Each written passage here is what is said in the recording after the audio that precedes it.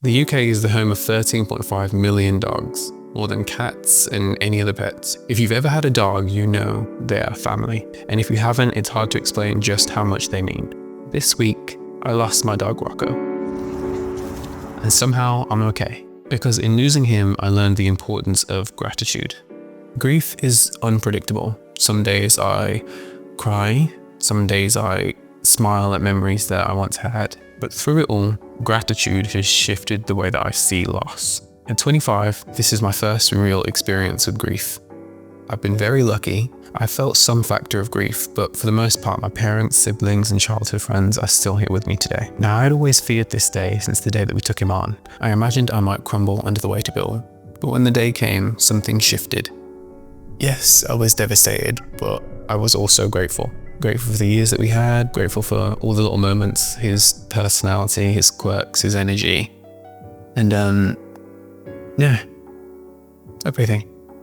But with that, gratitude is how I start every day. Before I reach for my phone, I try and remind myself of the things that I'm grateful for, and the things that I'm lucky to have.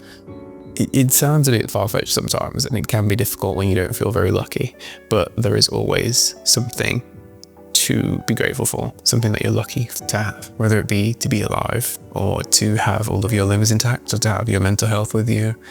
There's always a reason to be grateful. Now, I still miss him. I wish you were here with us today, but instead of focusing on the loss, I focus on the love that never left. I focus on all the things that I'm grateful for. So if you're grieving a pet, a loved one, or someone you're not supposed to love anymore, try and take a moment out to remember all the things that you're grateful for. Even if it's just one thing, let that be the only thing. And that's how they can stay with you. So let me tell you a little bit about Rocco.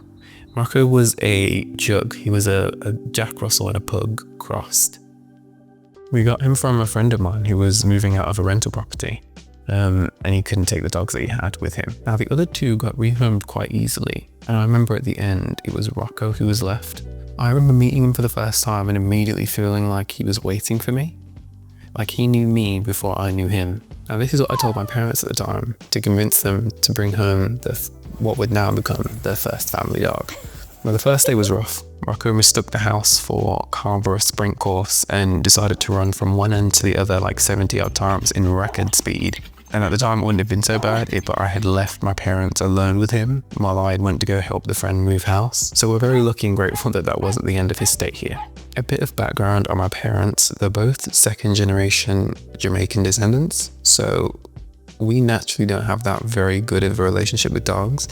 I can literally count on one finger the amount of relatives that I had growing up who actually had a dog, and that dog was terrifying. And so the only reason that we were actually able to keep Rocco was because he was the size of a size 6 pair of slippers and socks, which he all too often loved to hide and chew.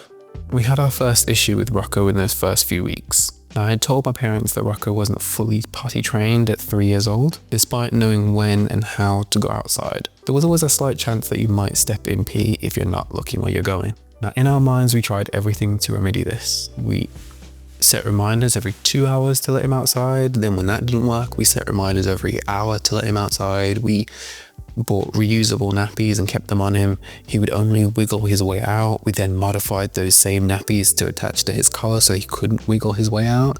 He'd still find a way. Now, we filled a water bottle full of rice, and that was his discipline. When you would shake it, he would disappear with the sound. But even that didn't work after a while. We tried everything that we could think of. Every time that he would urinate in the house, he would learn that I'm going to discipline him or try and keep me away from the scene of the crime. I still remember his guilty little face, or the way that he would try and butter me up and lead me away from the scene of the crime. I smile now, but at the time it was infuriating to say the very least. But in my mind, if there was remorse, then he knew he shouldn't be doing it, but he was still doing it. Now, this went on for years, but it wasn't until I caught him in the act, peeing on the footstool that was centimeters in front of me, that I came to the conclusion that he had to get rehomed. Somewhere that he'd be able to get the training that he needed from experienced dog owners. It was a very tough decision, and it caused many tears in the household at the time. But we understood that it was the only way that he was going to get better. We took him to the centre and they covered all the steps. They assured me that they didn't believe that he would be unhoused for more than a week. And because he hadn't already been neutered, they would do that before they were able to rehome him as standard procedure. And we signed all our papers, we said goodbye, and we immediately felt regret on the drive home. It wasn't until we got to the empty house with the lack of footsteps or minefield urination spots that we realized that the house was going to be different from now on. It wasn't until 8 o'clock that night when my mom got in the family WhatsApp group and she put in there, who wants to bring baby back? And everyone unanimously said yes, obviously. But me being the only voice of reason, I said, okay, that's fine. We bring him back. I'd love to bring him back, but what do we do about the urination of the clear problem here? And we came to the conclusion as a family that by allowing the centre to neuter him, we were robbing ourselves of really being able to say that we tried everything, because that was the one thing that we haven't tried. And so we came to the decision that we were going to pick him up in the morning and get him neutered, and if that didn't work, then we would have to rehome him.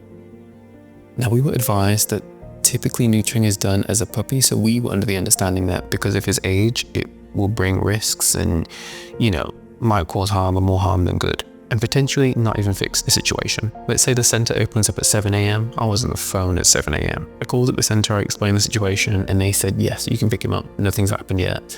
So we literally book it all the way straight there. I mean, pick him up. And when we picked him up, I noticed that he was very quiet. He was more quiet than usual. He felt very sad. We quickly were able to cheer him back up and get him back to how he was, but it was just a marked, I guess, hey, you look gorgeous, you got a dress on, change within him. And then we went and we booked the appointment with the vets. We got him neutered, and it was a night and day difference. He stopped marking in the house, and after that he was perfect. And to this day, I'm grateful that we were open to correcting our mistakes and being able to bring Rocco back home. So if you're going through grief of any kind, there will be good days and bad days, but through it all, try and remain grateful for the memories that you did share. But in the end, we stay behind in the things that we love. And so when you look at it that way, we'll always be with him, and he'll always be with us.